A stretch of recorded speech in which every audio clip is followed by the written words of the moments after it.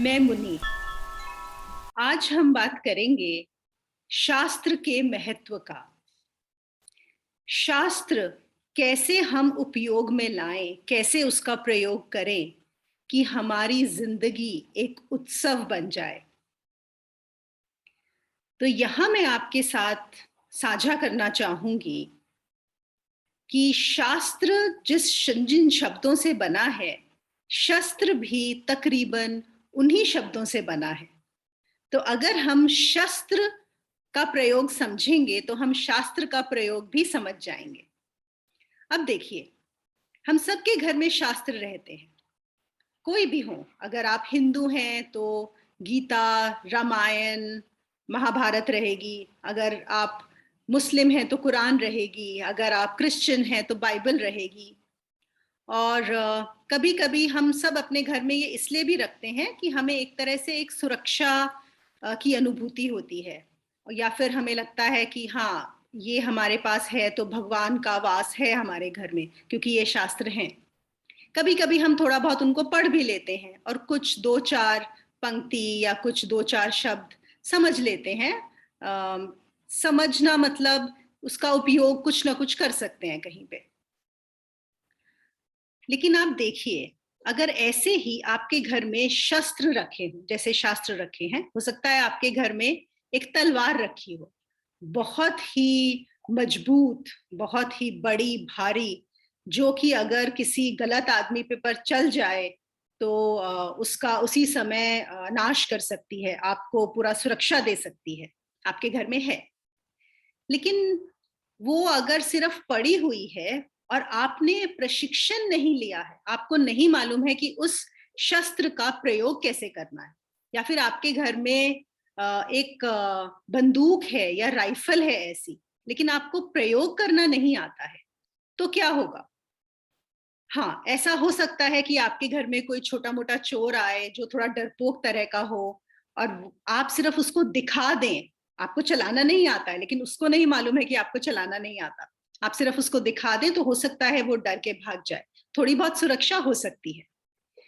लेकिन अगर सच में ही कोई ऐसा व्यक्ति, एक कोई डाकू आ जाए जिसके पास और भी भारी शस्त्र हों, तो अगर आपको उस तलवार या बंदूक का इस्तेमाल नहीं करना आता, तो आप कुछ नहीं कर पाएंगे। तो शस्त्र का उपयोग कब होता है? जब वो किसी बलवान आदमी के हाथ में हो, जब वो उसके हाथ में हो जिसे मालूम है उसका उपयोग कैसे किया जाता है। बिल्कुल ऐसा ही होता है शास्त्र के साथ। हम गीता, रामायण पढ़ तो लेते हैं और हम उनमें से कुछ चीजें रट भी लेते हैं, और हम कई बार दूसरों को सुना भी देते हैं। और अगर दूसरे ने उतना भी नहीं पढ़ा है तो वो हमसे इम्प्रेस भी हो जाता है कि अरे वाह, इनको तो देखिए गीता या रामायण के बारे में इतना मालूम है। लेकिन अगर उस गीता या उस रामायण या जो भी कोई और शास्त्र है, उस उसको पढ़कर आपकी जिंदगी में ट्रांसफॉर्मेशन नहीं आया है, एक इतना बड़ा बदलाव नहीं आया है कि आपकी जिंदगी एक उत्सव बन गई हो, तो उस शास्त्र को पढ़ने का अभी आपने पूरा फायदा नहीं उठाया है।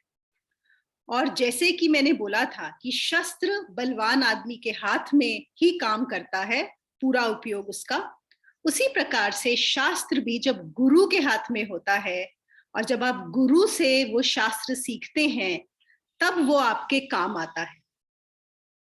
वो जो शास्त्र में लिखा हुआ है, उसके अलावा बहुत कुछ है जो वहां पर लिखा नहीं जा सकता, जिसको हम इंग्लिश में रीडिंग बिटवीन द लाइंस भी बोलते हैं। तो वो आपको सिर्फ एक गुरु, जिस जो अपने तत्व को जानता है, जब आप उस गुरु के साथ बैठेंगे और वो गुरु आपको उस शास्त्र को समझाएगा, तब उस शास्त्र का असली कार्य, असली उपयोग आपकी जिंदगी में होगा। उससे पहले तो अगर आपने कुछ पढ़ के रट के दूसरों को सुना दिया और दूसरों ने आपकी प्रशंसा भी कर दी कि आपको इतना आता है, तो ऐसा भी हो सकता है कि आप वहीं पे अटक जाएं और आपको लगे कि हाँ, मैं तो बहुत ज्ञानी हूं कि मुझे इतना आता है, लेकिन उससे बड़ा अज्ञान नहीं हो सकता है। तो सबसे बड़ी चीज क्या है, हमारा सबसे बड़ा मानदंड यहाँ पे ये रहेगा कि अगर मैंने शास्त्र को पढ़ा है और उस शास्त्र से मेरी जिंदगी एक उत्सव बन गई है, तो समझिए वो शास्त्र आपके लिए काम कर रहा है, नहीं तो नहीं कर रहा।